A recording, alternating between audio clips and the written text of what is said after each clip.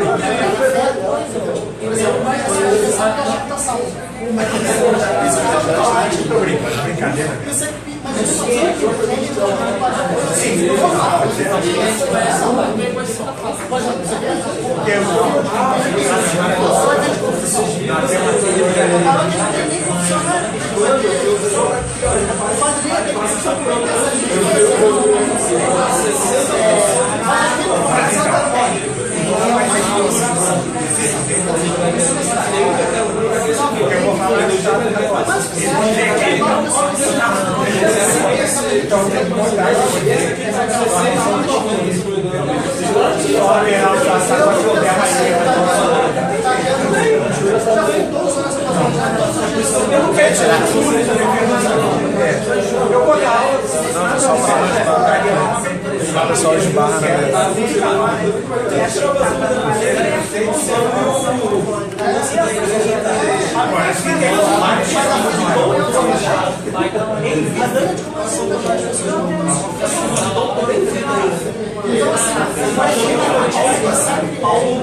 Se ele não tiver uma mas assim, soldado depois mas ele foi dado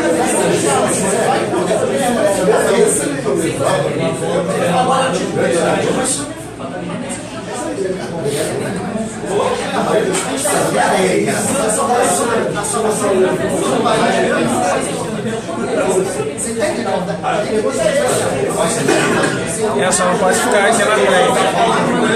Só que tem que sentar lá. Não pode ficar nessa cadeira. Eu já tinha tirado uma cadeira e vou dar pra lá. Aí pode. Deixa eu ver.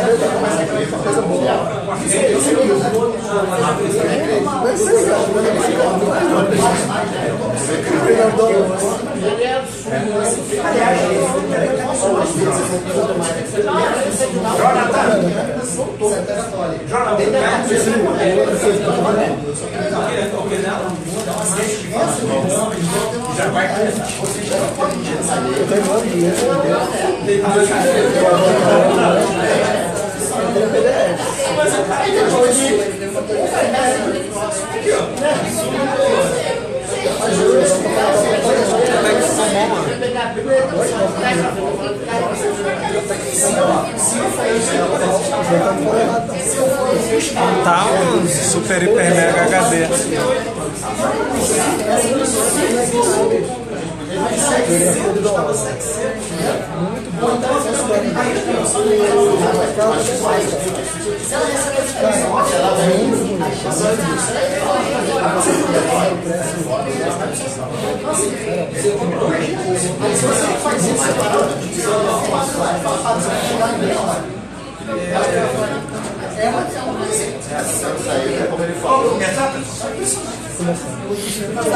Você mexeu?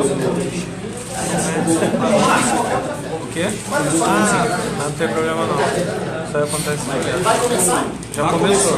Pessoal, bora! Bora! O pessoal que foi chegando vai mais para trás, né? Você vai ter que passar.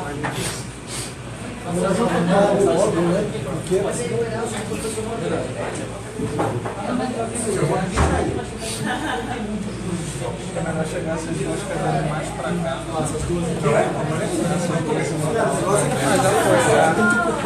Vai pra lá, E aí deixa. O pessoal que tá mais aqui na frente, ocupa aquelas cadeiras lá no final, o pessoal que vai chegar.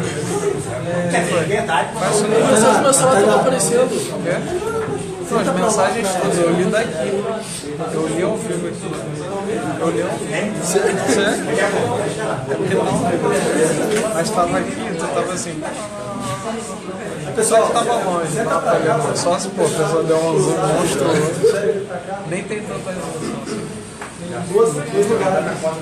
Completar a conta daqui pra ele ter que passar. Não. Isso aqui é do. Aí, o Felipe. Joga pra lá, se você sentar aqui. É.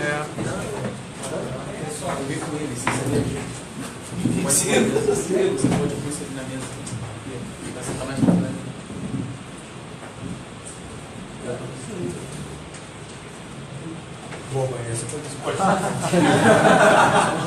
é melhor, né? Tem 3 lugares aqui ainda, se vocês quiserem. Passem aqui, porque depois. Lembra do senhorzinho que ficou. Não balança, amigo, obrigado.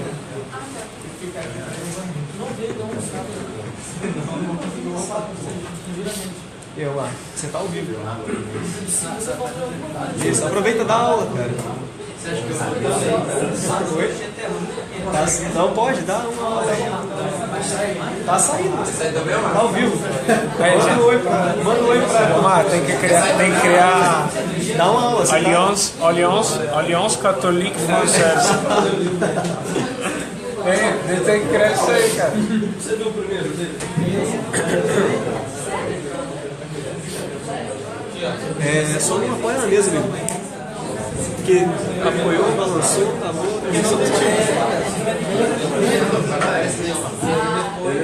7h30 agora. Pode ficar mexendo no celular, né? Pode deixar aí.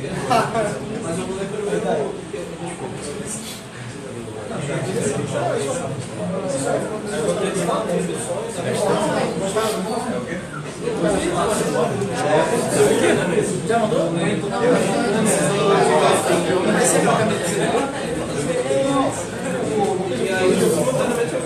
Parece que eu nem agora, vai ser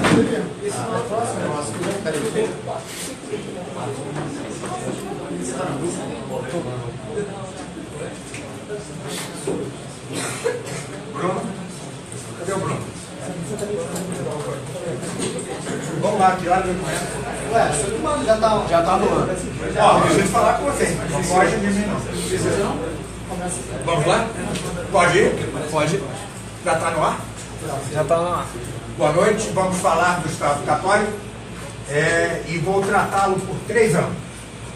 O primeiro ângulo é magisterial, ou seja, o referente ao magistério da igreja. O segundo ângulo é de razão, ou seja, trata-se do teológico, filosófico. E, finalmente, o simples bom senso ou prudência. Então, são 3 ângulos. Peço-lhes que me acompanhem pacientemente. Vou tentar dar a aula em 1 hora. 8h30 abriria, então, para perguntas até 9 horas. Mas peço-lhes que esperem para fazer a pergunta nessa última meia hora. Pois bem, Há uma coisa que nos distingue do protestantismo e que é fulcral, né? É central. Para o protestantismo, basta a fé, só fé, e eles pregam o livre exame. Né? Quanto à fé, diga-se que sim, a fé salva, mas ela precisa da caridade, que é a forma da fé. Por isso é que se diz que a fé sem as obras é morta. Por quê? Algo sem a sua forma é um cadáver.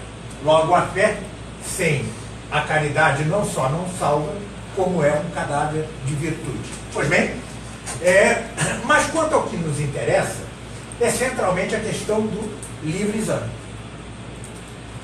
Não é à toa que o protestantismo se divide, se multiplica em infinidade de igrejas. Tá certo? Ela é entrópica.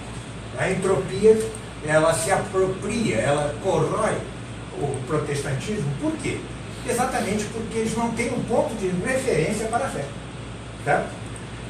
Eu me suponho agraciado por Deus pela fé. O Jonathan também se supõe.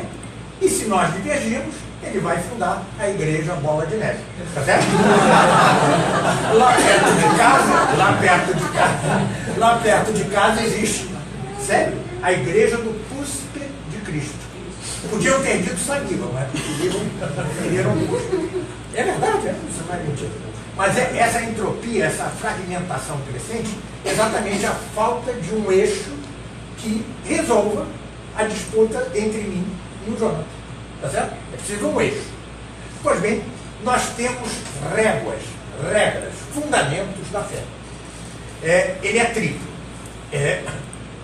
Há as duas regras ou réguas remotas, que são as escrituras e a tradição.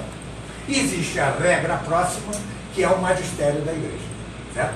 Então, primeira instância, escrituras, como dizem os protestantes. Mas eles já negam a tradição e negam ainda mais o magistério. Daí o resultado ser a fragmentação deles em milhões de igrejas ao infinito. Muito bem, nós não. Nós temos essa tripla régua. As escrituras e a tradição, repita-se, são as duas primeiras regras. Chamam-se regras remotas. Enquanto o magistério é a régua ou regra próxima. Ele é que decide, em última instância, qualquer conflito que haja. Tá certo? As escrituras não é preciso falar muito delas. São as escrituras. Tá certo?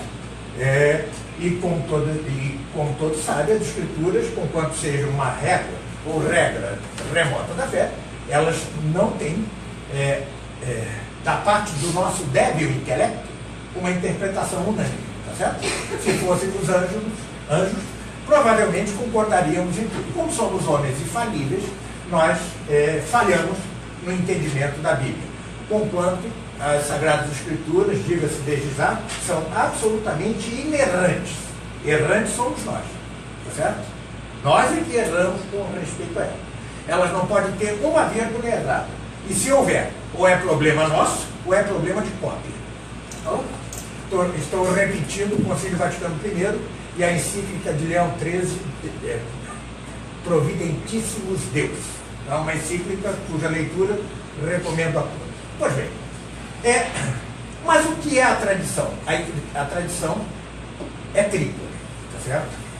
Ela, em primeiro lugar, é, antes de tudo, a tradição oral mesmo. Porque não se pense que tudo quanto Cristo disse aos seus discípulos tenha sido registrado. É impossível. Isso vai passando de boca em boca. Às vezes dá falhas. Por exemplo, eu estava conversando com meu amigo ali, um discípulo direto, imediato de São João, chamado Papias, né? Divulgou como se fora doutrina de São João, que aqueles 1000 anos do Apocalipse fossem literais. Cristo viria para reinar com os eleitos 1000 anos aqui, tá certo? Isso está errado, gerou toda uma polêmica. E só se resolveu com Santo Agostinho, quando ele, na Cidade de Deus, escreve que o milenarismo são fábulas. Tá certo? Bom, depois o magistério vai bater o martelo e vai confirmar Santo Agostinho. Então, mas existe a tradição. Muitas das coisas que nós temos por fé, nós recebemos por tradição. Geração atrás de geração, geração atrás de geração, e isso não pode ser desprezado. Mas dentro da tradição há dois pontos altos. Um são os santos padres. O que são os santos padres? São todos aqueles que chegam até Santo Agostinho. Depois vem a escolástica. Certo? E é decretado, definido, ao modo de magistério extraordinário, infalível, que tudo quanto os santos padres tenham dito, o termo é técnico, com consentimento unânime, não pode ser contrariado. Tá? Se eles não foram unânimes, você pode escolher um lado ou outro, a não ser que o magistério tenha decretado em alguma coisa. Certo? Se eles foram unânimes, o magistério nem sequer precisa intervir. Já é o chamado lugar teológico. Certo? É um locus, em latim. Então, não se pode contrariar o que disseram os padres unanimemente. Por exemplo, quanto à criação do mundo. Né? Foi em 7 dias ou não foi? Os padres não são unânimes. Cada um diz uma coisa, uma confusão tremenda. Certo? Então, podemos escolher um lado. Muito bem? Então, os santos padres são o primeiro lugar teológico importante. O segundo, importantíssimo, é São Tomás de Aquino. Por quê? Porque São Tomás de Aquino não é que ele não possa ser contrariado. Não é isso. Mas em toda consideração teológica, ele é o primeiro a ser levado em conta. Por quê? Porque ele é o doutor comum da igreja. Certo? Ele é o doutor comum da igreja e, como tal, tem de ser levado em conta. Não é que ele seja inerrante. Tá? Ele errou, por exemplo, quanto à chamada animação diferida. Ou seja, segundo ele, a alma humana só era infundida por Deus depois de 8 semanas, entre 8 e 12 semanas. Isso é um erro. Né?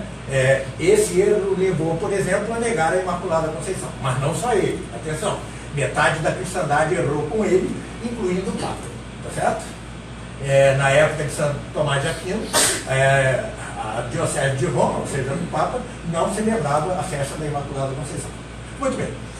Então, inerrante ele não é. Errou em várias... Mas no central, ele está aprovado pelas 24 teses tomistas que foram encomendadas por Pio X e sancionadas por Bento XV. Certo? Vejam que eu tenho que ir um pouco rápido, porque o meu assunto é o Estado Católico. Muito bem. Mas o que mais importa é a régua ou regra próxima da fé, que é o magistério da igreja. O que é a regra ou régua próxima? Ele resulta do carisma da infalibilidade que todo Papa, quando se faz Papa, adquire. Só o fato de ele ser Papa, na hora da eleição papal, ele já adquire o carisma da infalibilidade, assim como na hora da ordenação sacerdotal, o padre já adquire o carisma de fazer a transubstanciação. Certo? Ele pode nem crer, como lembre-se do milagre de Lanciano. Né? O padre não cria, mas ele estava transubstanciando. Tanto estava que apareceu a carne no coração. Tá certo? Então é o chamado carisma, o carisma da infalibilidade. Estou sendo claro? Sim. Até agora eu estou sendo claro? Pois bem, esse carisma da infalibilidade se cumpre de duas maneiras. Antes de tudo, ele precisa respeitar 4 condições, são as chamadas 4 condições vaticanas, definidas infalivelmente pelo Vaticano I, na Constituição Pastor Eternus, Pastor Eterno. Tá certo? São as chamadas 4 condições vaticanas. Elas dizem que se o Papa definir algo ex cátedra, ou seja, da sua cadeira, sozinho ou junto com os bispos,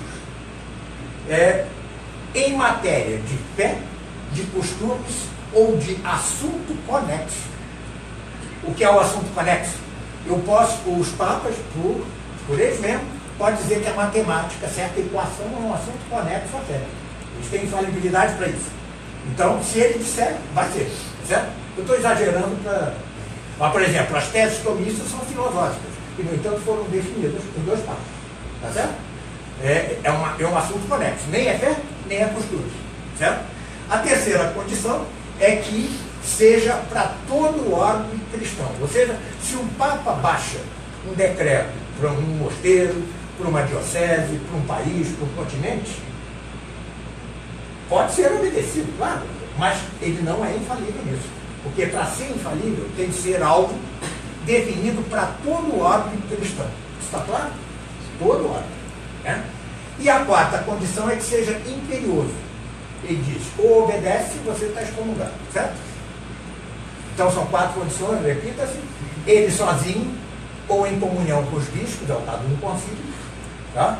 É relativo à matéria de assunto de fé, de moral ou costumes, ou quaisquer assuntos conexos, em princípio, quaisquer, que seja para todo o órgão cristão e que o faça de maneira imperiosa. Essas são as 4 condições.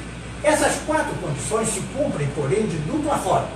Uma forma clara, que é a chamada infalibilidade extraordinária.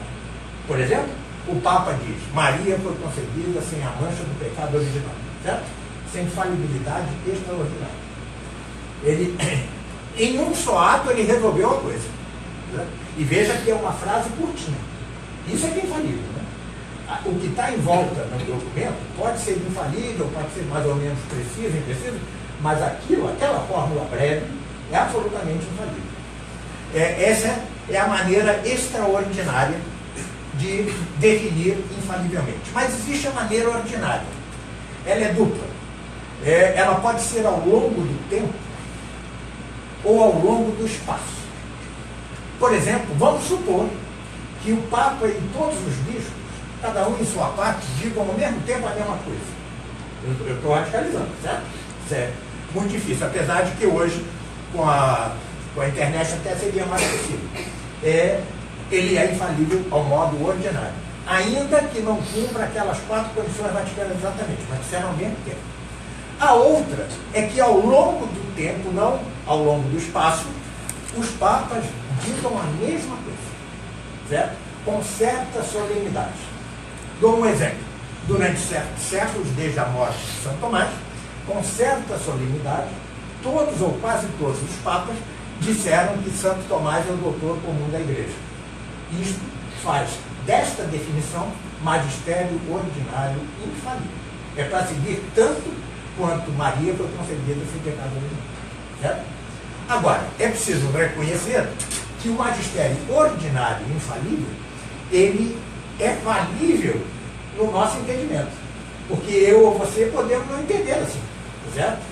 Como nós mesmos somos falíveis, então é possível que falhe no entendimento. Por isso é que várias coisas decididas por magistério ordinário infalível acabaram por ter de ser definidas extraordinariamente, porque havia uma discussão dentro da cristandade. Tá certo? Está certo isso? Se isso está claro, eu posso passar agora à questão mesma do Estado católico. Tá certo? Se isso está claro. Alguma dúvida? Ficou dúvida quanto a isso? Esse é um esquema importante, porque esse é o que fundamenta a nossa fé. Tá certo? A regras remotas e as regras próximas. Tá certo? Regra remota, a tradição oral, mera e simplesmente, os santos padres, e de certo modo Santo Tomás de Aquino. Quanto ao magistério, ele tem de ser infalível ao modo extraordinário ou ao modo ordinário. No curso que eu dei para São Jerônimo sobre a autoridade papal, eu mostro que não é só por isso que nós devemos obedecer ao Papa. Há outras condições, muitas para obedecer ao Papa, mas eu não vou entrar aqui, porque o que nos interessa aqui é a infalibilidade de uma definição. Tá certo? Muito bem. Então, reconheça-se que o modo extraordinário não é que deixe de ser infalível, mas como nós somos falíveis, podemos entender erradamente. Correto? Por exemplo, o dogma da infalibilidade papal, ele mesmo. Isso se sabe desde o início da cristandade. Desde o início. Desde quando Cristo fez de Pedro seu vigário, é claro que ele não faria isso se não lhe desse o carisma da infalibilidade. Para que ele iria fazer um vigário dele que não fosse infalível como ele, pelo menos em parte? Pois bem, e ainda assim houve tanta discussão que no século XIX o Concílio Vaticano I teve que definir o Papa é infalível, tá? Quem quiser me escrever depois, eu posso dar todos esses documentos do Vaticano I, etc. Pois bem, então já caímos agora na questão do Estado católico. E eu já afirmo de antemão que ele é de magistério ordinário infalível. Eu vou ler aqui uma multidão de atos do magistério, uma multidão, que põe solenemente que o Estado deve ser católico. Tá? Agora, obviamente alguém pode dizer, você está lendo errado, claro. Ainda não houve, ao que parece, magistério extraordinário infalível. Porquanto, alguns digam que sim. Que, por exemplo, a bula Unam Sancta de Bonifácio VIII seja de magistério extraordinário infalível. Também um documento cujo nome agora esqueço, de Inocêncio III. E alguns dizem também que as primas de Pio XI seriam de magistério extraordinário infalível. Não vou entrar na discussão aqui, eu prefiro considerar mais facilmente, em ordem da exposição, que seja de magistério ordinário infalível, certo? Repetido ao longo dos séculos, desde os apóstolos. E vou mostrar que isso, na verdade, começa com as Escrituras, com a tradição, com os Santos Padres e com Santo Tomás de Aquino. Assim eu cumpro todas as condições para... Claro que alguém pode me dizer, você está entendendo tudo errado. Pode. Mas também seria um pouquinho de cara de pau, eu acho, né? Vamos lá? Então, eu vou me permitir ler. O problema eu devia ter marcado, desculpa. Um instantinho. Olha aqui. Só para vocês verem a extensão. Quem quiser me escreva, que eu dou esses documentos todos. Eles têm quase todos no livro Denzinger, que já há em português, e no site do Vaticano. Veja o tamanho da coisa. Né? Esses são os que eu me lembrei. Hein? Os que eu lembrei. Certamente são muito mais. Todos eles. Eu vou dar alguns destaques. Né? A bula Unam Sancta de Bonifácio VIII é uma. Né? Os sílabos de Pio IX. Né? A Vehementer Nos de São Pio X. Parece extraordinário mesmo, infalível.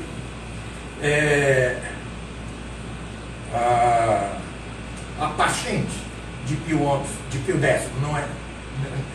Parece, não sei se parece aqui extraordinário infalível, mas sim, ele é importante. A carta de São Pio X sobre a ação social do leigo. Certo? A ação social católica do leigo. Foi daí que surgiram as ações católicas. Certo? Depois se desdobraram infalsamente ao longo do século XX. Sobretudo a Quas Primas de Pio XI. Quas Primas é o que a gente pode dizer a Carta Magna ou a Constituição da Cristandade. Tá certo? Bom, mas eu agora permito ler citações que, se eu achar, citações, um instantinho, eu acho. Citações não só do magistério da Igreja, mas de todas essas dos Santos Padres de Santo Tomás de Aquino, ao longo de 20 séculos, nada menos. Certo? Claro que eu fiz uma seleção e vou ler. Para começar pela Escritura, cito apenas uma, o Salmo 95. Dizei às nações, o Senhor é Rei, jubilem todas as árvores das florestas com a presença do Senhor, que vem, pois ele vem para governar a terra, julgará o mundo com justiça e os povos segundo a sua verdade. Eu sou a verdade da minha vida. Isso já estava no Salmo 95. Depois, ninguém menos que o próprio nosso Senhor. Foi-me dado todo o poder no céu e na terra. E depois, instruir todas as nações ou todas as gentes. Certo? Evangelho de São Mateus. Lembre-se que ele responde a Pilatos quando Pilatos me pergunta: tu és rei? Ele responde bem ao modo dele: tu o dizes. Tá certo? Isso é o mesmo que dizer sim. Tá? Bom, Santo Agostinho, já que Santo Agostinho é o ápice desse locus teológicos, né, lugar teológico que são os Santos Padres. Ele escreve ao governador Bonifácio, governador romano: uma coisa é para o príncipe servir a Deus na qualidade de indivíduo, como todos nós. E outra coisa é fazê-lo na qualidade de príncipe.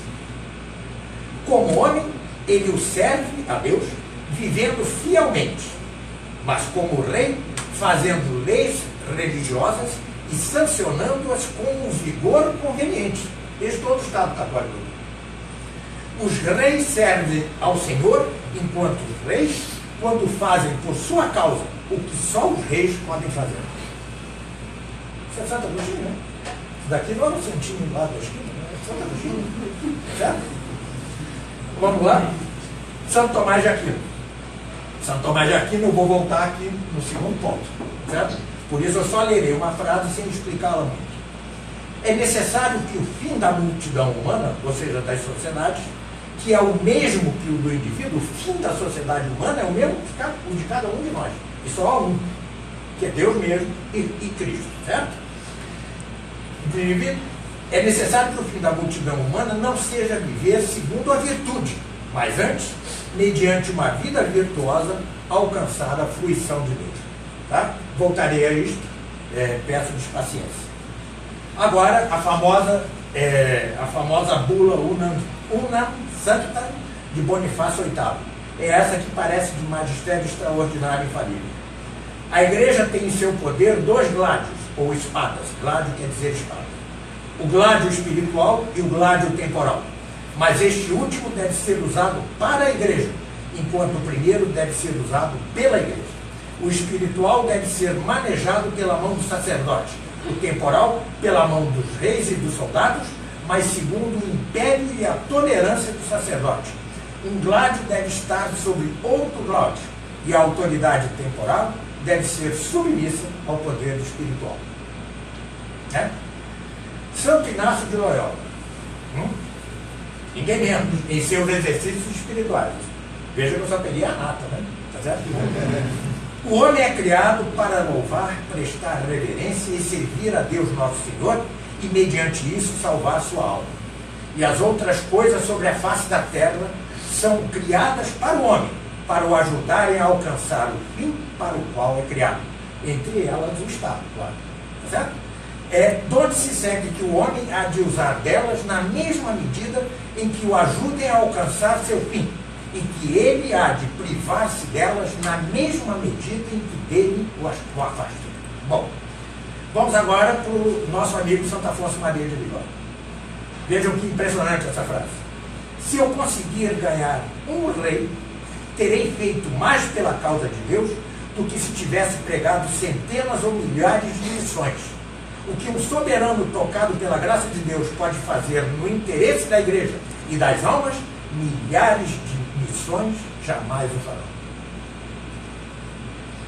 Cardeal Pie de Poitiers foi um cardeal muito importante no século XIX, e foi ele quem deu a bandeira a São Pio X de instaurar ou restaurar o de Cristo. Ele é o mentor de São Pio X. Bom, Cardeal Pie de Poitiers diz: para os povos como para os indivíduos, para as sociedades modernas como para as sociedades antigas, para as repúblicas como para as monarquias. Aliás, vejam que o Estado católico pode ser republicano ou monárquico. Essa não é a discussão, certo? O Estado católico, tudo que é tipo. Então não vem dizer, vocês são monarquistas. Não, eu posso ser, mas você pode não ser.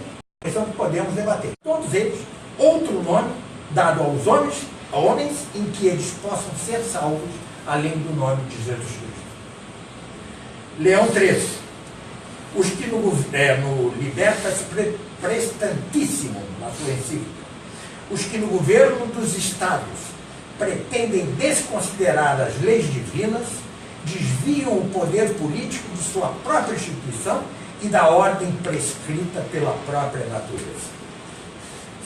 Dom Félix Sardá e Salvani, no livro chamado O Liberalismo é Pecado.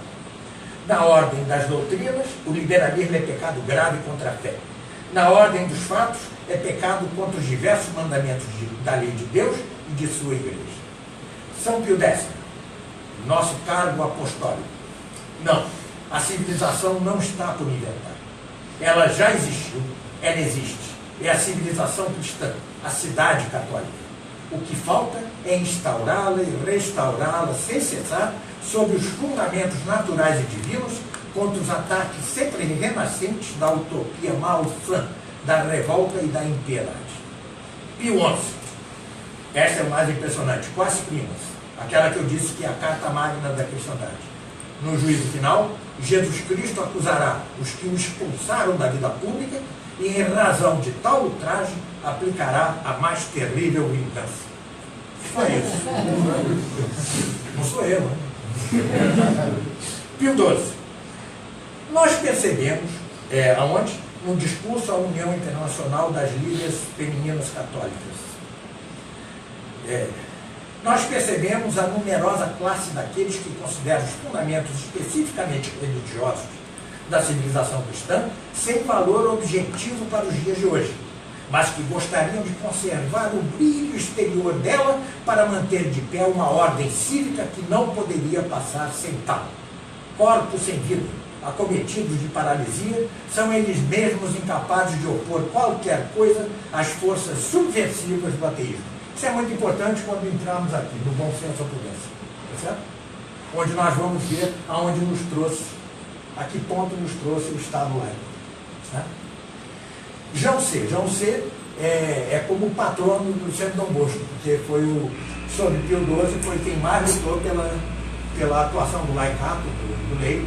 Escreveu um livro fabuloso chamado Para que ele, Cristo, reine, e fundou um movimento chamado La Cité Catholique, sob os auspícios de Pio XII. Uma editora católica vai publicá-lo, né?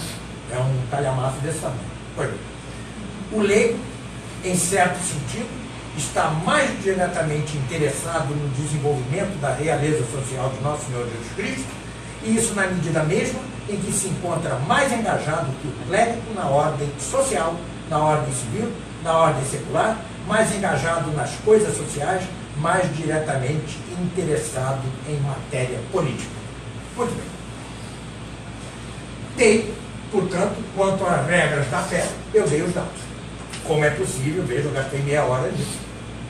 Eu poderia falar aqui um dia inteiro sobre isso, dando exemplos mais concretos e tal, mas tem de enxugá-lo em meia hora. Pois bem, vamos para a razão, que é teológico-filosófico. Aí o mestre é Santo Tomás de Aquino. O que faz Santo Tomás de Aquino? Pega tudo isso que ele já conheceu, que ele já viveu, ele viveu sob estados católicos, e o transforma em doutrina teológico-filosófica. E aí ele vai mostrar que algumas coisas. Que o homem, como todas as coisas no universo, só pode ter um fim último. Porque é altamente contraditório considerar que nós tenhamos por último duas coisas. Se uma é última, a outra é anterior. Logo, todas as coisas na sociedade, todas as coisas na vida do homem, se ordenam ao fim último, que é Deus mesmo, assim como nosso corpo se ordena à nossa alma, assim como a natureza se ordena à fé no justo, né? A natureza se ordena à graça no justo, e a razão se ordena à fé na teologia sagrada.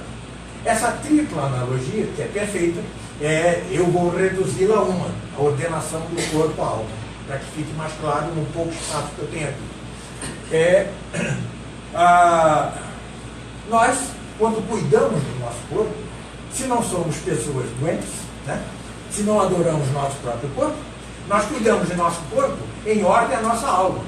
Eu não cuido nada do Deus, só estou falando em tese, né? Se a gente faz caminhada, boa alimentação, tudo que eu não faço, né? É para o corpo servir a alma, tá certo? Não é o oposto, né? Só o mundo doente como hoje para ter uma idolatria do corpo, tá certo? Nós cuidamos do corpo em ordem à alma. Mas nós cuidamos do corpo, efetivamente, né? Nós damos boa alimentação, nós descansamos, quer dizer, eu não. Eu não descanso, ele não me deixa. Nós descansamos, nós fazer caminhada, você faz? Não, seu marido é sarado. Bom, então, isso é tudo para que o corpo deixe a alma funcionar bem, intelectualmente, vida de oração, etc. E tal. Bom, muito bem? E assim também deve ser no sentido macro, né? O Estado, ele tem um triplo fim. Isso já o sabiam os pagãos. Aristóteles dizia, junto com Platão, aliás, só que Platão era um pouquinho exagerado, né? Ele propunha a socialização das mulheres. Isso não é muito agradável. Isso é um comunismo sexual. Né? Mas então, Aristóteles dizia que é duplo triplo o fim do Estado. O primeiro é coagir os maus, coisa que o Brasil já não faz há algum tempo. Tá certo? O segundo é garantir o bem-estar da população. Daí que devamos rejeitar o liberalismo econômico radical. Daí que devamos defender a doutrina social da Igreja. E, finalmente, que deve conduzir o cidadão à virtude. Porque só a família é incapaz de dar virtude ao cidadão. A família não é uma sociedade perfeita. O Estado é uma sociedade perfeita. A gente hoje está acostumado a pensar em Estado só como os governantes, né? Tá certo? Esses que toda hora estão presos e tal. Não é só isso. O Estado é o conjunto da sociedade organizada politicamente. Isso é que é Estado. E político vem de polis, que quer dizer cidade em grego. Pois bem, obviamente a família só por si, ela não consegue dar toda a virtude. Isso nós vemos. Por que nós temos hoje tantos bandidos, tantos loucos no meio da rua? Né? É porque a família sozinha é incapaz de fazer isso. E como a nossa sociedade, em vez de corrigir isso e encaminhar as pessoas à virtude, as encaminha para o vício, nós temos o resultado e a sociedade que a gente vive. Certo? Pois bem, então, por isso diz Santo Tomás que o fim do homem não deve ser viver virtuosamente. Isso já propunha os pagãos. O fim do homem é viver virtuosamente para ele alcançar a vida eterna e a beatitude eterna. Mas atenção, muitos pagãos já sabiam disso como que por instinto, como dizia Aristóteles, que o fim último do homem era a bios theoretikos, ou seja, a vida teórica, e que ele dizia, na qual nós contemplamos a Deus e imitamos a vida divina, veja? Imitamos a vida divina.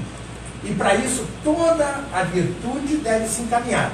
Aqui, ao final, tenhamos a bios theoretikos, a vida teórica ou contemplativa. Mas hoje nós sabemos, por revelação, por fé, porque Cristo veio dizendo que nosso conhecimento de Deus não é aquele que era possível a Aristóteles. É o conhecimento face a face de Deus, de modo que o conheçamos por essência. Esta é a promessa para aqueles que forem salvos. Tá certo? Muito bem. Então, tudo,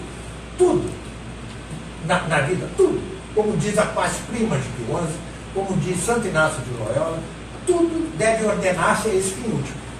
Assim como tudo no corpo deve ordenar-se a alma, assim tudo na vida do homem, incluindo a vida social e política, deve ordenar-se ao fim último. Ou seja, também o Estado tem de contribuir a seu modo para a salvação do homem. E onde ele não contribui, nós temos o resultado que temos hoje. Certo? Bom, isso aí é o fundamento do Estado cristão.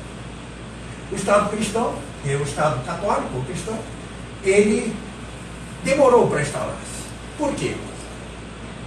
Antes de tudo, foi preciso regar o sangue do Império Romano com o sangue dos mártires. Foram séculos de martírio. Aqueles homens foram preparados por Cristo, pelo Espírito Santo, para se tornarem mártires. Daí a falência daquele filme de ontem. Né? Dá uma raiva, quase joguei no ovo no filme. Mas São Paulo, né? Nossa, mãe do céu. Paulo também. É Paulo. Deve dar para falando de outro. É outro. Mas então, veja, e aí entra uma coisa que é uma distinção que é preciso muito importante. É muito importante.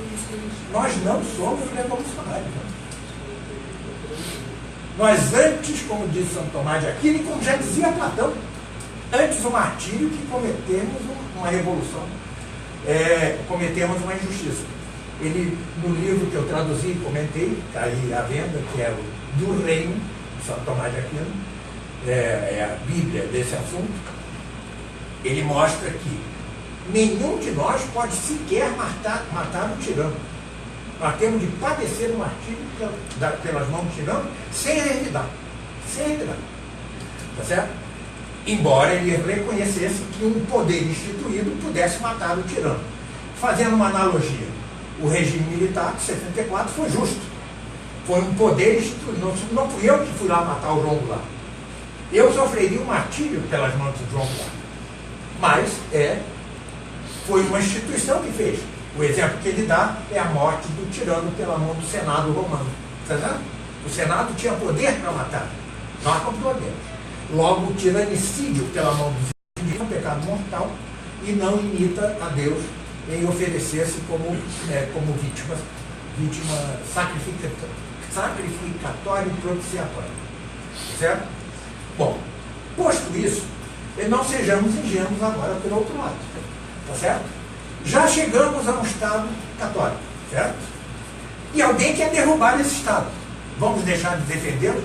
Aí já não é fé, aí é idiotice. Tá certo? Tenhamos por norma o seguinte: Cristo nos disse que dessemos a outra face, não que dessemos a outra face da nossa família e da igreja, certo? Aí é a fronteira entre o martírio e a covardia. Correto? Muito bem? Eu vou voltar a isso neste ponto aqui. Mas veja, o sangue dos mártires, durante séculos, regou o solo de Roma, de modo que Roma mesmo se tornou católica, cristã, certo? Ela se tornou com altos e baixos. O Império Romano era defeituoso já, tinha invasões bárbaras, etc.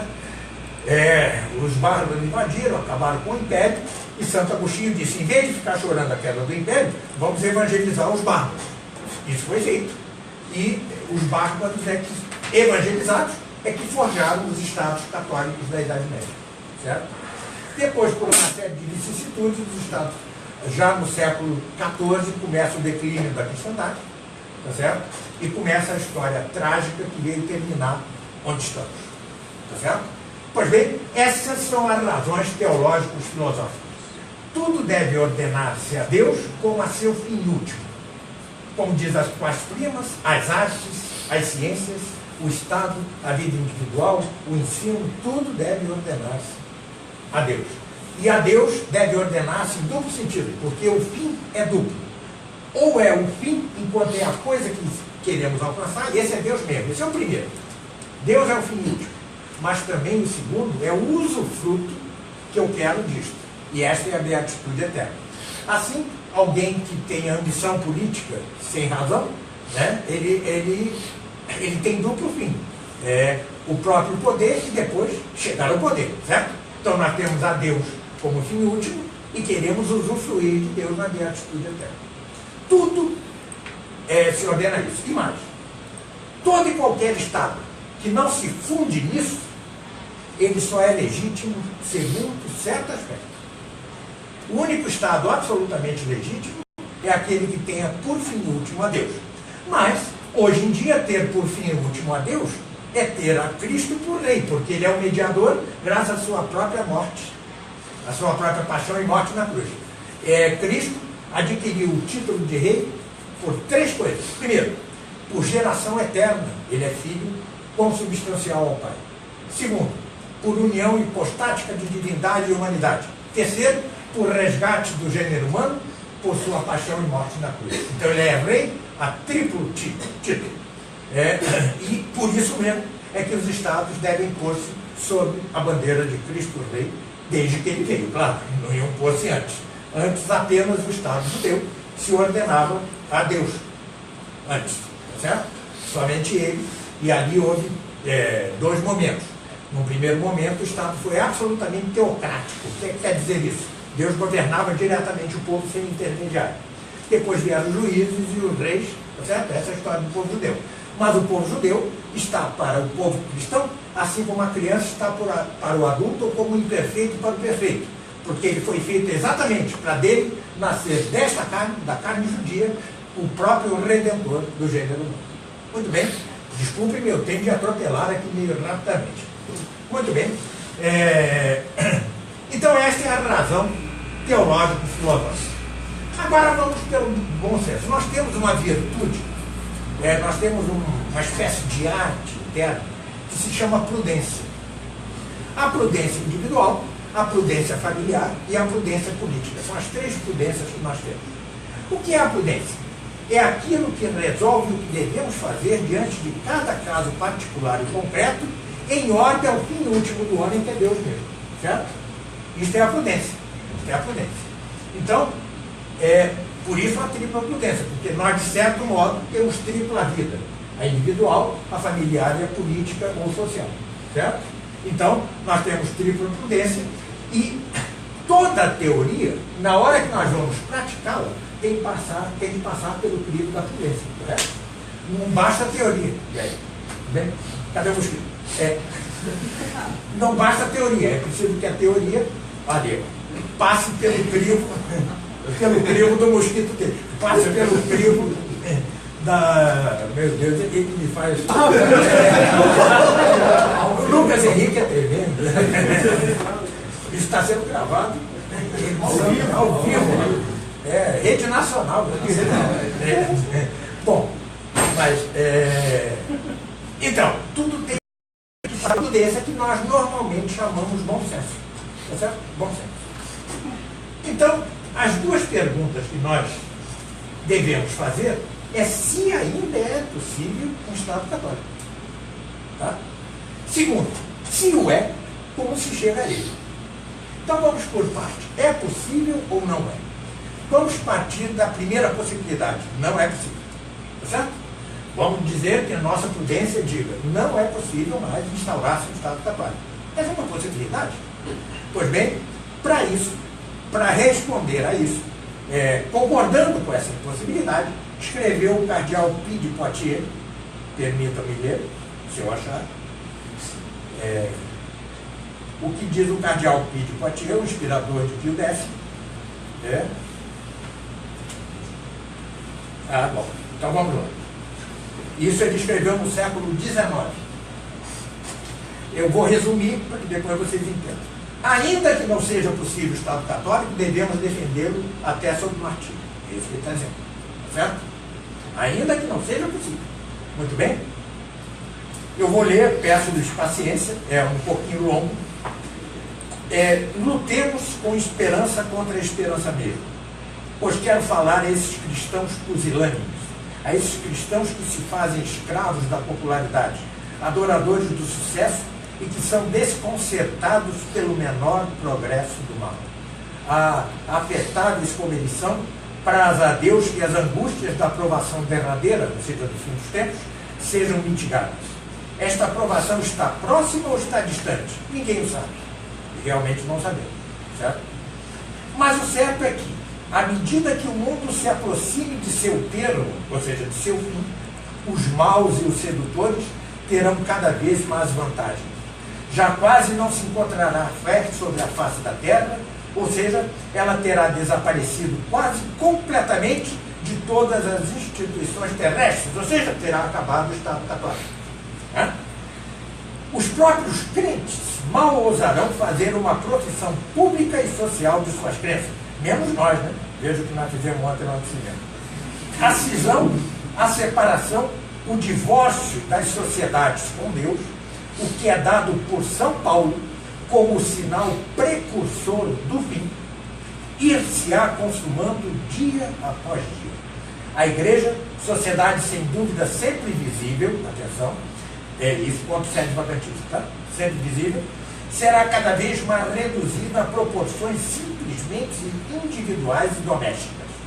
Ela, a Igreja, que dizia em seus começos, o lugar me é estreito, abre-me um espaço em que eu possa habitar, ela se verá disputar o terreno palmo a palmo, ela será cercada, encerrada por todos os lados, tanto quanto os séculos a tinham feito grande, tanto se aplicarão muitos agora a restringi-la.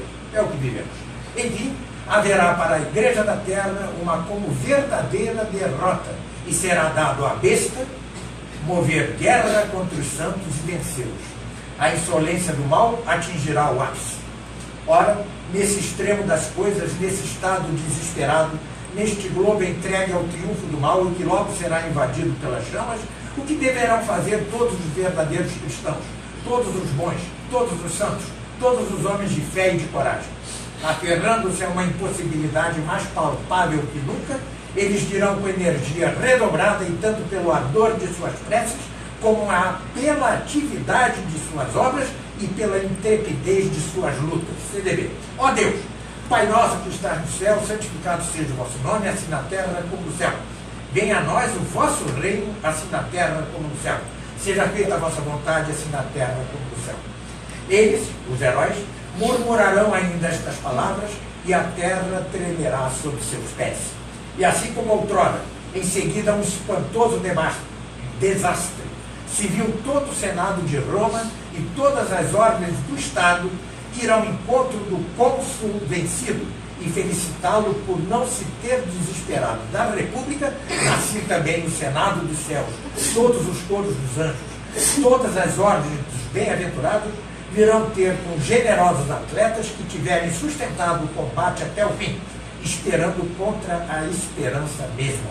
E então, este ideal impossível, que todos os eleitos de todos os séculos tinham obstinadamente perseguido, se tornará, enfim, realidade. Neste segundo e derradeiro advento, o Filho entregará o reino deste mundo a Deus, seu Pai, e o poder do mal terá sido evacuado, para sempre, para o fundo dos abismos. Todo aquele que não tiver querido assimilar-se, incorporar-se a Deus por Jesus Cristo, pela fé, pelo amor, pela observância da lei, será relegado à cloaca das imundícies eternas. E Deus viverá e reinará plenamente e eternamente, não apenas na unidade de sua natureza e na sociedade das três pessoas divinas, mas na plenitude do corpo místico do seu Filho, encarnado e na consumação dos santos. Essa é a resposta do cardeal Pinto Poitiers se nós chegarmos à conclusão que é inviável o Estado católico. Tá certo? Muito bem. É possível hoje, antes de tudo, repito algo que eu já disse, não somos comunistas, não somos liberais, não somos revolucionários. Nós não queremos tomar o povo, nós queremos converter o povo. E convertendo-o, tornar possível, porque não é possível um Estado católico no final. Não é possível o Estado católico sem um povo católico. Isso é absolutamente possível. É possível até outra coisa. Por exemplo, na Hungria, nós temos uma sociedade católica com um presidente calvinista, que, aliás, é mais, parece, me perdoe-me, mais católico que os bispos católicos de lá. Tá certo? Porque calvinista, eu vou rezar para ele também. Bom, então, é impossível o Estado. O São Tomás se pergunta do reino, por que Deus permite que as sociedades padeçam tiranias? E disse, por seus pecados e por sua falta de fé. Exatamente. Sem fé, nós não podemos instaurar nada. Então não vamos dar golpe, né? Não vamos fazer nada. Né? Não vamos dar golpe de Estado católico. Entendeu? Não, definitivamente não há. Que isso se registre em toda e qualquer entrevista. É importante, né? Assim, não somos revolucionários. Não. Reacionários, você falou? Não falei nada. Não foi nada. Nem Mas quer esperar no erro, hein? Ele é comunista. Bom, então, nós não vamos dar um golpe de Estado. Nós queremos evangelizar o povo. Bom, eu até... E de ensinar em todas as nações. E dizer a todas as nações que todo o poder na terra e no céu me foi dado. Tá certo? Veja, nós podemos não obedecer nosso pai, mas nosso pai é nossa autoridade paterna. Então, Cristo é rei ainda que não lhe obedeçamos, mas no final ele vai vencer, claro. Todos já sabemos, acabamos de ler com coisa. Eu, até pouco tempo atrás, eu achava que já se tinham dado todas as condições para o surgimento do anticristo. Não vou entrar em detalhes quanto a isso. Mas, de repente, eu vejo a Polônia declarar-se Estado católico e entronizar Cristo. Cristo é rei na Polônia. De repente, eu vejo a Hungria refazer sua Constituição e pô-la, com o presidente calvinista, pô-la sob a coroa de Santo Estevão. Tá certo? E, de repente, eu vejo o CDB. Né? De repente eu vejo uma multiplicação de movimentos católicos pelo Brasil. Então a primeira coisa que é meu dever é não ser um estudo. Tá certo? Eu estou vendo algo que pode contrariar aquilo que eu julgava até pouco tempo atrás. Né? Então nós não devemos, porque nós não temos luzes proféticas. Tá certo? Nós só podemos achar. Né? Não tem jeito. Mas se algo evidentemente se apresenta a você como possível, Eu não estou dizendo que vai ser possível fazer um Estado católico brasileiro, né? Nós devemos atuar, como disse o Cardeal Pio, contra toda a esperança devemos atuar. Agora, que é impossível já não é, porque já há dois. A Hungria e a Polônia. Curioso é que ambos esses estados, mas a Croácia, parece, eram estados que estavam sob comunismo, né? Depois eu até posso dar uma aula sobre isso. Ou seja, o curioso é que sob o comunismo eles sofreram muito mais, mas também ficaram imunes ao espírito liberal mais radical que tomou conta do Ocidente. Então eles puderam voltar, após a queda do Muro de Berlim, eles puderam voltar à sua origem cristã. É isso? E é muito interessante, são as ironias da história. Assim como os jesuítas, que são resultado do Concílio de Trento, né? Eles é que inventaram a arte barroca, isso é jesuítico, né? E a música, e contra quem? Contra os protestantes. E a melhor música vai ser do lado protestante com Bach e Orzel. São ironias da história que existem mesmo, né? Essa do calvinista lá. O calvinista, só para vocês saberem, ele, a certa altura do seu governo, já há alguns anos, ele ofereceu à Igreja Católica, aos bispos, o ensino em todo o país. E os bispos não aceitaram. Por isso é que eu digo que o calvinista é mais católico que ele. É um erro grave não ter aceitado essa oferta de um presidente calvinista. Porque ele sabe que se alguém pode se ocupar do ensino, é a Igreja. Não há outra instituição capaz disso. É a Igreja. Não há nenhuma outra. Bom, então, é possível? É difícil? Dificilíssimo. No Brasil é difícil. Nós chegamos a tal grau de degradação. Eu sei que muitos dizem, nós somos a maioria. Somos mesmo. Entendeu? Somos nominalmente. Né? Agora, nada do que nós... Isso é uma lei teológica. Tudo quanto fazemos de mal é culpa nossa. Tudo quanto fazemos de bom é graças a Deus. Certo? Então, se há o Centro Dom Bosco, se há essa multidão de centros surgindo por aí, eu viajo pelo Brasil, vou deparando com coisas, eu digo, mas de onde surgiu esse negócio? Né? Entendeu? Já na velhice eu vejo coisas que eu não esperava ver. Então, devemos atribuir isso à vontade de Deus e à moção de Deus, do Espírito Santo. Certo? Isso que nós estamos fazendo aqui é uma moção do Espírito Santo. Então, é possível? É. Difícil também. Não me interessa. O Cardeal Pio de Poitiers já nos disse que devemos fazer. Certo? Como se chega a ele? Exatamente, eu vou insistir nisso até o fim, faltam 5 minutos. Não é possível no governo católico de cima para baixo. É preciso que tenha uma população católica com fé que queira esse Estado. Certo? Senão é impossível. Não é impossível. Mas eu vou dar algumas evidências de bom senso para mostrar a necessidade do Estado católico. Eu até agora falei segundo o magistério da Igreja, segundo as Escrituras, segundo a tradição. Depois falei segundo a razão.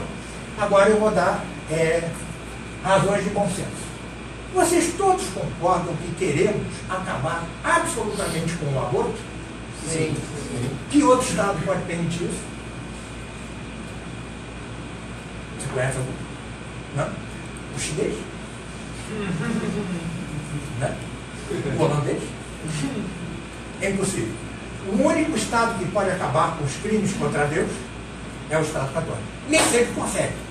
Mas, veja, na Idade Média, os pecados eram igualzinhos aos nossos. Né? Mas o pecado estava como que amarrado por leis. As leis não favoreciam o pecado. Hoje, os pecadores são iguais, mas as leis favorecem o pecado. Certo? Logo, é preciso ter leis que não favoreçam o pecado e que amarrem o demônio e o pecado. E essas leis, como nós lemos aqui, quem foi que disse? A Santa Afonso Maria de Guarda, sei lá, alguém ainda aqui disse. Ou seja, essas leis são um Estado católico. Certo?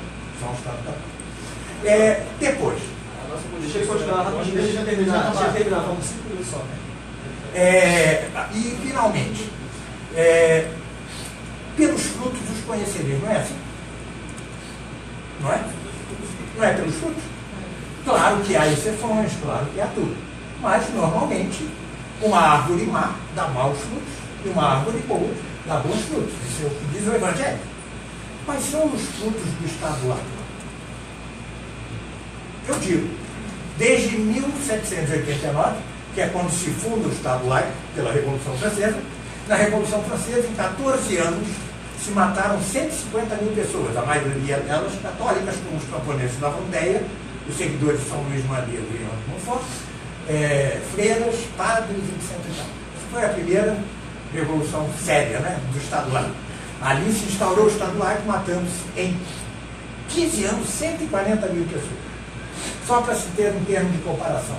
A Inquisição mais dura que houve na Igreja Católica foi a espanhola. Ela, durante 250 anos, a conta máxima que se chega é 3.500. Tá certo? Em quantos anos? 250. 3.500, ou 3.900, perdão. A conta máxima. Eu vejo entre 2.000 e 3.900 por aí. O outro, em 14 anos, são 150 mil. Agora, nós damos um saltozinho para a Rússia bolchevique, que são cerca de 80 milhões de mortos. No Estado laico, né? Tá certo? 80 milhões de mortos. Depois chegamos a Mao Tse Tung, são 150 milhões de mortos. As duas grandes guerras, a primeira das quais foi feita para acabar com os dois únicos impérios cristãos que havia, o Império Austro-Húngaro Católico e o Império Czarista Ortodoxo. Certo? Os dois únicos impérios cristãos foram os derrubados exatamente pela Primeira Guerra Mundial e pela Revolução Bolchevique. Tá certo? Ainda houve uma reação católica na Áustria com o chanceler Dollfuss, que governou catolicamente, era um Estado católico, e ele era considerado o inimigo público número 1 de Hitler, da Alemanha. Foi morto por Hitler na invasão da Áustria, na ocupação da Áustria. Ainda houve reações católicas, mas reações de moribunda, tá certo? E hoje nós chegamos a todo esse ato que só renasce um pouco com a Polônia e com a Hungria, tá certo? Bom, então, como se chega aí? Fazendo o que o Sérgio Augusto está fazendo. É uma doutrina, lutando, é um direito nosso, resistir contra leis inúteis. Nós devemos dar a outra face e nos oferecermos em martírio, mas não podemos dar a outra face da lei natural, da lei de Deus, porque nós temos filhos, nós temos família, nós temos gente para proteger. E aí é a covardia, tá certo? Se não resistirmos, é covardia. Veja que nós não atacamos essa sociedade negra, nós nos defendemos dela. Se neste processo, junto ao trabalho de evangelização, etc. e tal, nós conseguirmos ter uma maioria católica, teremos um Estado católico. Respostas práticas, muito rapidamente. Serão proibidas todas as religiões? Isto é coisa de prudência política. Se as religiões tiverem força, elas existirão. Existirão. Claro que existirão. Ninguém é doido. Na Espanha medieval, coexistiam os judeus e os muçulmanos lá dentro. Certo? Nas grandes procissões da Semana Santa de Corpus Christi, eles iam atrás, os judeus e os muçulmanos iam atrás das procissões, cada uma lá com seu rito, mas atrás. Tá certo? Você pode ficar aí, mas vai ficar lá atrás. Tá certo? Agora, não serão permitidas a religião satânica. Não serão, simplesmente não serão. Entendeu? É satânico, proibido. Ponto final. Tá certo? Não será permitido o aborto. Aí falam, o liberalismo econômico. Muito bem, não será permitida a indústria pornográfica dentro do nosso país. Muito bem? Então, isso é um Estado católico. E se algum liberal diz que proibiria o aborto, ele não é liberal. Ele está sendo contraditório. Certo? Então, eu acho que termino por aqui, para perguntas. Acho que nessa 1h meio corridamente deu para o sumo da coisa, acho que deu. Tá certo? Mas podemos aprofundar isso em outras aulas, etc. Tá certo? Mas que fique atento. Eu não estou propondo um golpe de Estado. Certo? A união com os militares. Olha o militar aqui. Eu não estou propondo a união com o Lucas Henrique para chegar ao poder. Não quero matar o Temer. Tá certo? Trouxe minha pistola aqui. Trouxe a pistola toda. Não será comigo. Tá bom, obrigado.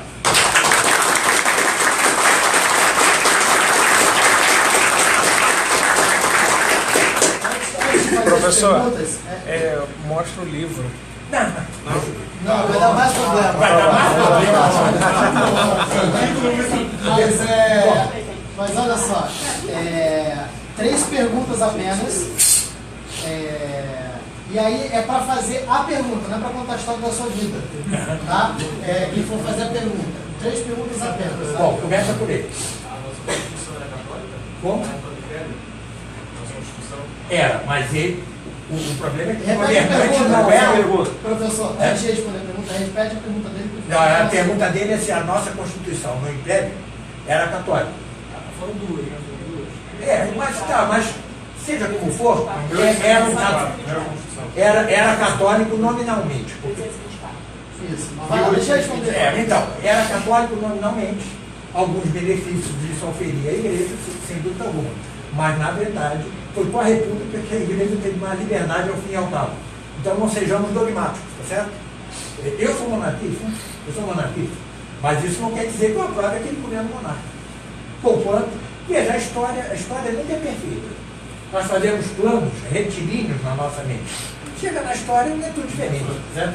Porque entra o pecado, entra não sei o que e tal. O Império tinha muitos compromissos com a maçonaria e tal, os imperadores, e isso prejudicava. Vejam a perseguição ao Dom Vital, tá certo? E, por incrível que pareça, a República, que foi iníqua, porque foi um golpe ilegítimo, ela, no entanto, acabou dando mais liberdade, né? A igreja, exatamente porque não tinha estrutura, não tinha nada. Mas hoje, o resultado é essa república podre, está caindo aos pedaços, e que nos serve cada vez mais. Cada vez que se quer aprovar o aborto, cada vez que se quer fazer algo assim, isto é um ataque a nós, tá certo? Porque nós somos, suponho, os defensores da lei divina. No Estado católico, o clero teria espaço como governante? Como Não, nada que... Essa é uma ótima pergunta. Repete a pergunta. Se no Estado católico o clero teria lugar como governante, nada que ver. Quando Cristo diz, dai a César do que é de César e dai ao homem o que é de homem, ele está dividindo as jurisdições. As coisas temporais devem ser tocadas pelos civis e as coisas espirituais devem ser tocadas pelos religiosos. Mas, atenção, eu não disse que o corpo se ordena à alma, logo as coisas civis se ordenam ao espiritual. Algo civil que seja contra o espiritual será proibido. Entendido? Mas o clero, como dizia Santo Tomás, ele não deve nem pegar em arma, nem governar. Tá certo? O governo é civil. Agora, ele obedece. Por exemplo, vou te dar um exemplo entre os livros daquela relação, os documentos da igreja daquela relação, está um da deposição de um rei. Sabe por que ele foi deposto? Porque ele era adúltero. Mas é verdade. Então o Papa disse, largue a concubina.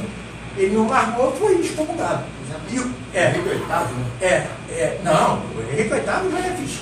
Já é depois. Não, Henrique VIII exagerou. Ele fundou a própria igreja dele. Não só isso. Ele matou um monte de mulher, ele queria trocar mulher e o documento de excomunhão de deposição de Henrique IV por São Gregório VII. Certo? Ou seja, o sujeito era, e isso é que é ordenar a sociedade espiritualmente. O presidente não pode ser adúltero, não pode ter concubina. Então o Papa mandou, volte para sua mulher. Ele não voltou, foi excomungado. Na época, como o povo era cristão, o que é que o povo fez? Se revoltou e depois. O próprio povo tirou o homem do poder. Isso no Estado tinha rei, né? Não, pode ser qualquer um. O Papa seria, então, no caso, como eu vou dizer, o norte do governo civil? Espiritualmente, sim. Sim, não. Ele não vai se meter se ele deve fazer uma hidroelétrica ou não deve. Você não vai se meter com isso. Na forma agrária. Batendo no cartório. No cartório, se ele deve comprar arma, se não deve, isso não tem nada a ver com o Papa. Agora, na medida em que tem... Então, se o povo é cristão, e se o presidente também o é, ou o rei, ou seja, o que for, ele vai obedecer ao Papa espiritualmente. Todos deveriam fazer. Claro, porque isso é uma lei universal. Tá certo? Agora, se não há povo cristão, não há governante cristão, então ninguém obedece ao Papa. Pronto. Tá? Isso é simples, é o que há hoje. O meu ponto é o seguinte: alguém teria de fazer uma revolução, porque todas as constituições, quando são originárias, elas pressupõem uma revolução. A pergunta é possível um Estado católico em que a Constituição diz todo o poder emana do povo? Não. Então nós não podemos ter um Estado católico com essa Constituição Não, que está. não então tem. teríamos que ter uma revolução. Mas isso não é Nem que revolução. seja breve. Não, isso não. Estou estou falando revolução no sentido forte. Você tomar em arma, derrubar, levantar o povo. Vamos, povo católico, vamos matar o Temer. Tal. Isso não, entendeu? Agora, se você fala em mudanças radicais, sim. Foi exatamente o que houve na Hungria. A Hungria mudou toda a Constituição dela, pôs o país sob a coroa de Santo Estevão, que é o fundador da coisa, e isso, curiosamente, repito, com o presidente comunista. Né? Ou seja, é porque o povo é católico. Professor, seria a revolução cultural e intelectual? Não usem o nome revolução, pelo amor de Deus. Revolução é coisa de revolucionário. Né? Nós queremos cristianizar. Ide, todo o poder me foi dado no céu e na terra. Ide e instruir todas as nações. É isso que nós vamos fazer. Tá certo? Se as nações vão nos dar bola ou não vão, é outro assunto. Mas nós não podemos deixar de fazê-lo. Tá certo? Não tem nada a ver com revolução. Nada, zero. Isso não é revolução. E o senhor acredita que algum governante faria isso, esquecendo-se do seu beneplácito, como havia na época do Pedro, que inclusive quando teve aquela questão religiosa, e houve o dogma da infalibilidade papal, o bispo disse, não, nós não precisamos de beneplácito nenhum no governo brasileiro, o senhor é que se submete a nós. Isso, mas ele não se submeteu. Pois é. Tá, é outro problema, ou seja, o mundo que nós estamos vivendo é o mundo da rejeição a submeter-se ao Papa. Esse é o mundo que nós estamos vivendo. Exatamente ele. Não quanto a tudo, entendeu? É quanto a questões espirituais. Por isso o calvinista húngaro quis entregar a educação à igreja. Por quê? É a partir da educação que você forma o povo. Tá certo? Não, outra história, né? Hein? Um calvinista. Não interessa, é um santo. Para mim é um santo. O Jardim do Tem mais radicais que calvinistas. Eu amo aquele calvinista. Realmente. Quem calvinista, pessoal? Não é uma pergunta, mas uma pessoa fez um comentário durante a live aqui, disse o seguinte, não vou dizer o nome, mas quem está assistindo vai ver. Sou de confissão protestante, mas eu tenho que me render ao conhecimento deste homem. Espero que este vídeo esteja no YouTube, é muito importante esse assunto. Isto é o Estado Católico, é converter as pessoas. Converter as pessoas.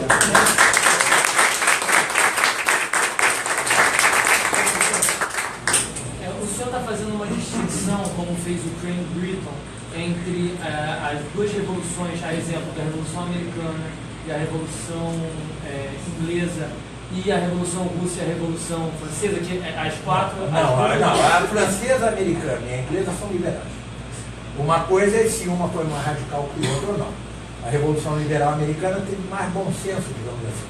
A francesa foi ela não foi revolução no sentido... Mas o resultado do liberalismo americano é que nós tivemos um presidente chamado Obama. Pelo amor de Deus, que isso? Quase que a Hillary entra lá e o anticristo estava sentado ali no lugar. Entendeu? Mas é verdade, né? Ou seja, esse é o resultado do liberalismo. É o resultado da negação da submissão ao Papa enquanto representante de Deus, não da submissão ao Papa enquanto homem. Tá certo? Então é preciso entender isso claramente. Primeiro, é preciso fé num país para que ele seja católico. Segundo, se ele for, ele terá um dirigente católico. E sendo assim, ele vai obedecer ao Papa nas questões atinentes à espiritualidade. Ou nas chamadas questões mistas, como é o ensino. O ensino é em parte civil, em parte religioso, certo? E lembremos, agora o Sandro Bois está lançando o livro dos jesuítas. O que são os jesuítas? São os próprios fazedores de estados cristãos. A missão dele no Paraguai era um estado cristão perfeito. Tá certo? E eles se ocuparam da educação, eles se ocuparam das artes, etc. Porque sabe que tudo isso é importante para coisa, não é isso? Os jesuítas foram a última grande movimento católico em escala global para cristianizar os estados. Mas veja, eles não chegaram ao Japão ou à China para derrubar o mandarim. Eles não fizeram isso. Eles foram lá para converter. E, só para contar uma historinha, né, no Japão, eles e os franciscanos, mas sobretudo eles converteram ninguém menos que os samurais. Os samurais se tornaram todos católicos. Né? Só que samurai é samurai, né? Então eles quiseram dar um golpe de Estado. É verdade? Qual é o resultado? Morreram todos, foram substituídos pelos ninjas e todos os padres e religiosos, os jesuítas, foram expulsos por 100 anos. E as cidades onde ele tinha mais peso eram Hiroshima e Nagasaki, onde caíram as 2 bombas atômicas jogadas pelos Estados Unidos. Tá vendo? Eram as únicas cidades com catedrais católicas, era Hiroshima e Nagasaki. São mistérios da história. Podia também falar do exemplo do Haiti. Professor. Do Haiti. O Haiti é um exemplo a negativo, né? O Haiti é um estado satânico, tá certo? Ele foi, como é que se diz? Consagrado a Satã, ao diabo. Vocês já viram o pior país que o Haiti? Vocês já viram o pior país que o Haiti? É possível no mundo existir algo pior que o Haiti? Né? E vejam ao contrário, qual é o único país da Europa que nunca teve um atentado? Polônia. Então, até pelo consenso prático, você está vendo, né? A Polônia é o único país que cresce economicamente na Europa, é o único país cuja população não tem taxa demográfica zero, ou abaixo de zero. Cada vez as pessoas estão tendo mais filho. Isso já é o estado da paz. Claro, pobre Polônia e pobre Hungria estão cercados.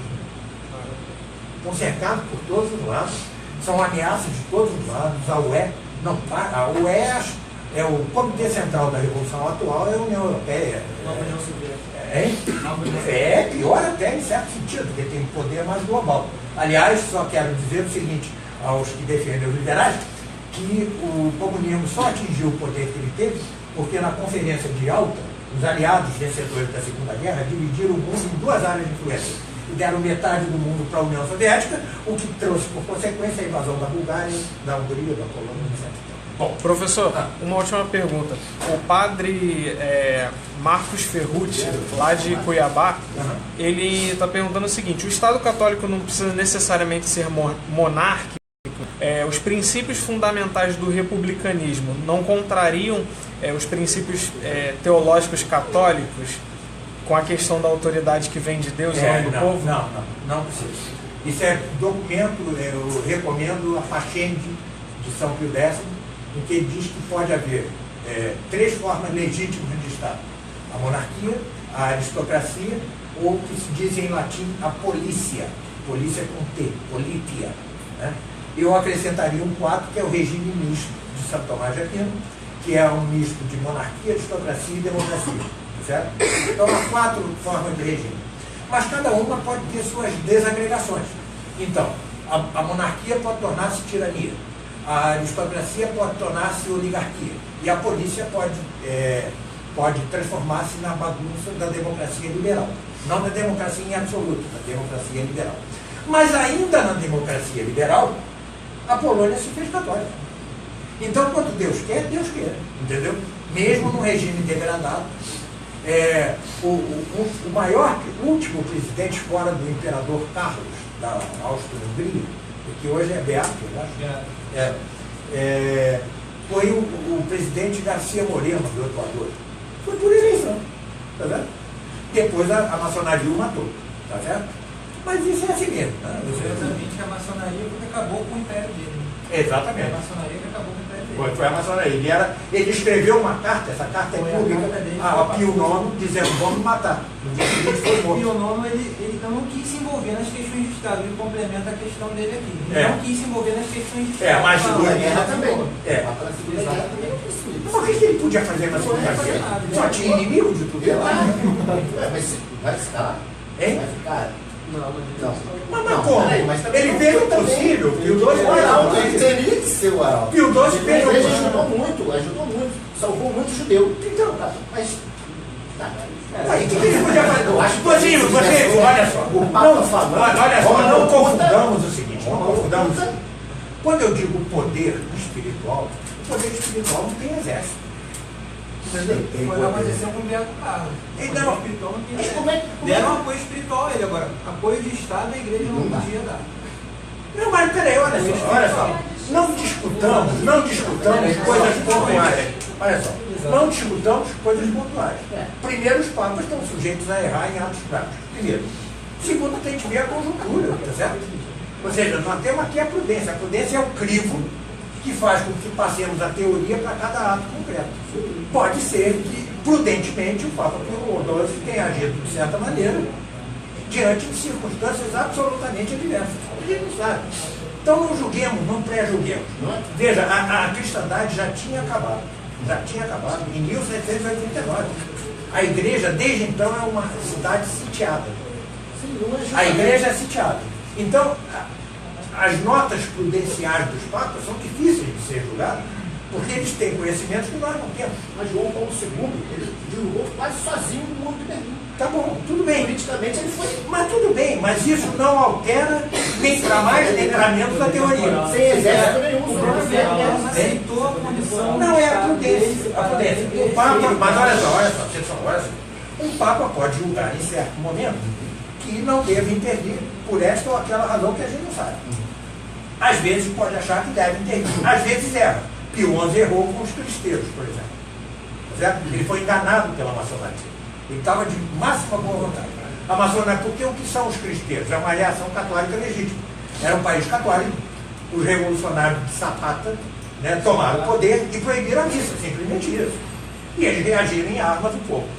A maçonaria procurou Pio XII e lhe disse: nós vamos devolver a liberdade de sacramentos, desde que eles deponham as armas. Bom, obviamente eles depuseram as armas, porque são obedientes ao Papa, e os outros não cumpriram a promessa e mataram todos os cristãos. Tá certo? Bom, mas isso não quer dizer que o Papa Pio XI seja um monstro. Quer dizer que ele errou numa situação muito difícil, entendeu? Muito difícil mesmo. Não nos ponhamos na pele dele. Né? Pelo amor de Deus, imagina a responsabilidade. Se ele diz assim, não, continue a lutar, e aí eles morrem. Olha só, seja qual fosse a decisão dele, implicava riscos. Então, procuremos não julgar todo este assunto segundo o comportamento deste ou daquele Papa, tá certo? Porque senão nós desvirtuamos a coisa. Se houver a possibilidade de um Estado católico no Brasil, será, repito, porque o povo seja majoritariamente católico, queira esse Estado, tá certo? Nós tenhamos um governante católico, ou pelo menos calvinista, como aquele lá, né? Não, claro, eu quero. Eu troco qualquer católico hoje por aquele calvinista, eu juro.